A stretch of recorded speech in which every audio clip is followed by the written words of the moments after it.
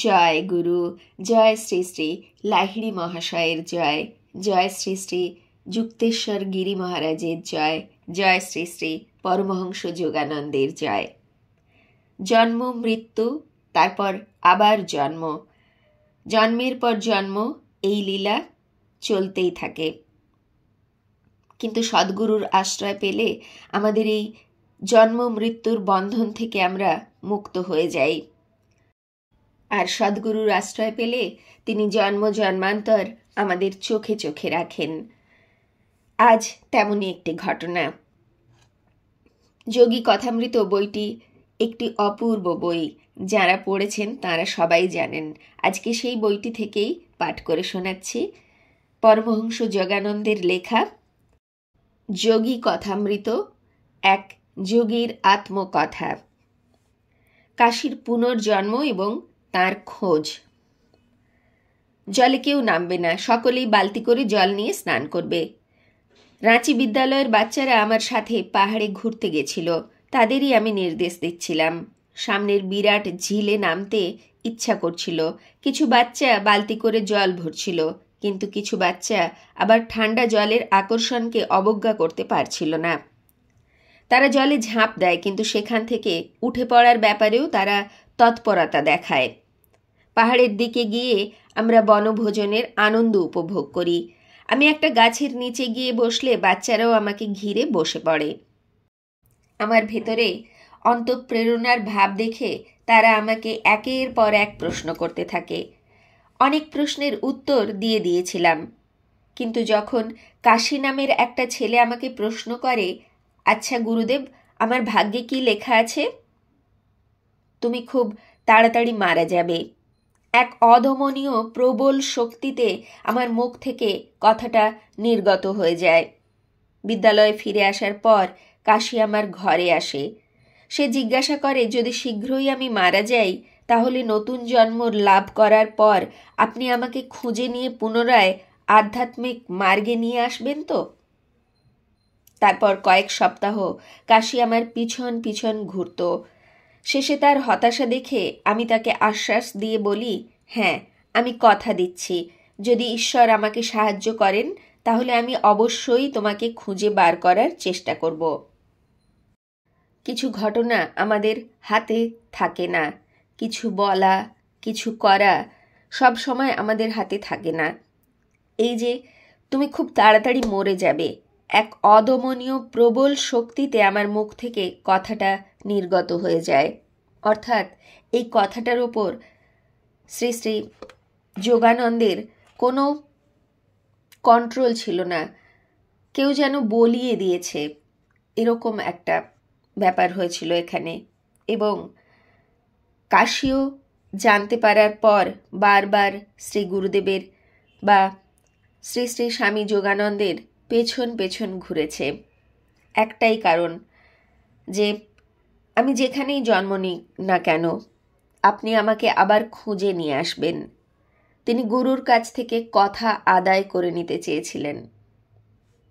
হয়তো এটা ঈশ্বর প্রেরিত কোনো সংকেত ছিল, যাতে ভবিষ্যতে আমাদের মতো সাধারণ মানুষরা পড়ে জানতে পারি, বুঝতে পারি। না হলে এর কোনো হয়তো প্রয়োজন ছিল না। শ্রী গুরুদেব সবসময়ই তাঁর শিষ্যদের, তাঁর সন্তানদের চোখে চোখে রাখেন। আবার এখানে এটাও হতে পারে যে কাশী তখনও শ্রী শ্রী যোগানন্দের কাছে দীক্ষা প্রাপ্ত হননি, কারণ এটা ছিল রাঁচিতে তাঁর প্রতিষ্ঠা করা স্কুল, সেখানকার বাচ্চা কাশী। চলে যাই পরবর্তী অংশে। তিনি লিখছেন, গরমের ছুটিতে আমি কয়েকদিনের জন্য বাইরে যাচ্ছিলাম। যাওয়ার আগে আমি কাশীকে ডেকে বুঝিয়ে দিই যে যাই হয়ে যাক না কেন সে যেন বিদ্যালয়ের আধ্যাত্মিক স্পন্দনের মধ্যেই থাকে। আমি সেখান থেকে রওনা হতেই কাশীর বাবা রাঁচিতে গিয়ে উপস্থিত হন। 15 দিন পর্যন্ত বাবা ছেলেকে বোঝানোর চেষ্টা করেন, কিন্তু শেষ পর্যন্ত সে রাজি না হওয়ায় পুলিশের সাহায্য নিয়ে ছেলেকে বাড়িতে নিয়ে যান তিনি। কাশী বিচলিত হয়ে যায়। তার জন্য বিদ্যালয়ের কোনো রকম বদনাম হোক তা সে চাইতো না। তাই সে কোনো রাস্তা খুঁজে পাচ্ছিল না। কিছুদিন বাদে আমি রাঁচি ফেরার পর কাশির ঘটনা জানার সাথে সাথে কলকাতায় রওনা দিই। ঘোড়া গাড়ি ভাড়ায় নিয়ে আমি যখন হাওড়া ব্রিজ পার করছিলাম, তখন সুতির বস্ত্র ধারণকারী কাশির বাবা ও অন্য আত্মীয়দের দেখে আমি অবাক হয়ে যাই। আমি চিৎকার করে কচুয়ানকে গাড়ি থামাতে বলি। তার বাবার সামনে গিয়ে চিৎকার করে বলি, খুনি, তুমি আমার ছেলেকে মেরে ফেলেছ। কাশিকে কলকাতায় নিয়ে আসার যে ভুল তার বাবা করেছিল সেই বিষয়ে সে অনুতপ্ত ছিল। যে কটা দিন সে কলকাতায় ছিল তখন সে খারাপ ভাত খাওয়ার ফলে তার কলেরা হয়েছিল, আর তাতেই সে মারা যায়।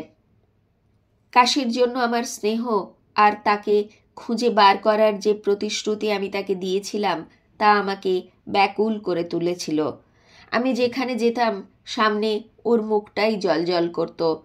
মনে হতো ভগবান আমাকে যে বুদ্ধি প্রদান করেছেন তার সৎ ব্যবহার করে সমস্ত শক্তির উপযোগ করে সূক্ষ্ম লোক থেকে কাশিকে খুঁজে বার করি।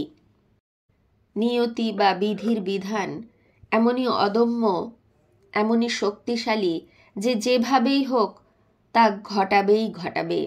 কাশির মৃত্যু ছিল, সেজন্য শ্রী যোগানন্দ যে তাকে বলেছিলেন কাশিকে যে যাই হয়ে যাক না কেন তুমি এই আশ্রমের আধ্যাত্মিক পরিবেশের বাইরে যাবে না। তিনি জানতেন এই আধ্যাত্মিক পরিবেশে থাকলে কাশির মৃত্যু ঘটতে পারবে না, সেজন্যই তিনি এ কথা বলে গিয়েছিলেন।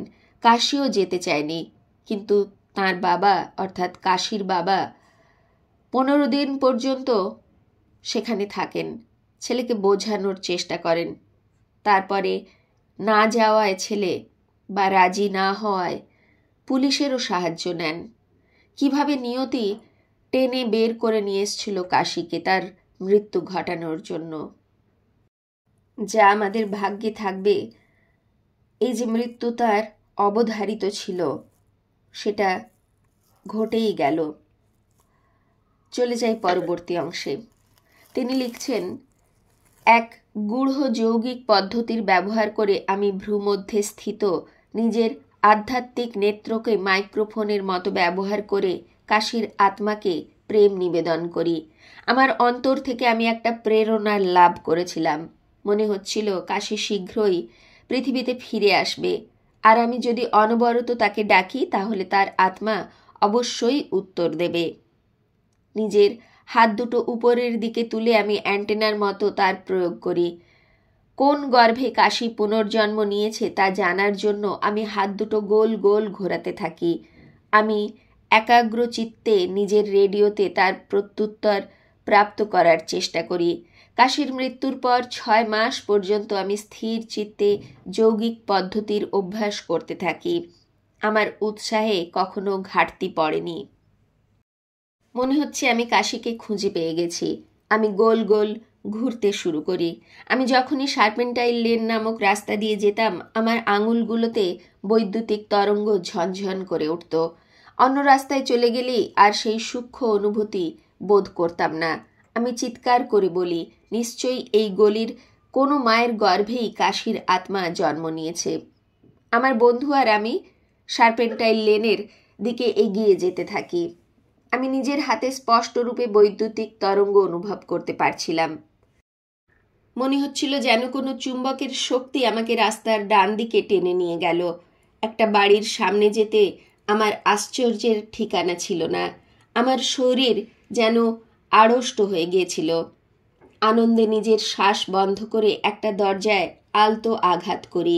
মনে হয়েছিল যেন আমার দীর্ঘ অসাধারণ খোঁজ সম্পূর্ণ হতে চলেছে।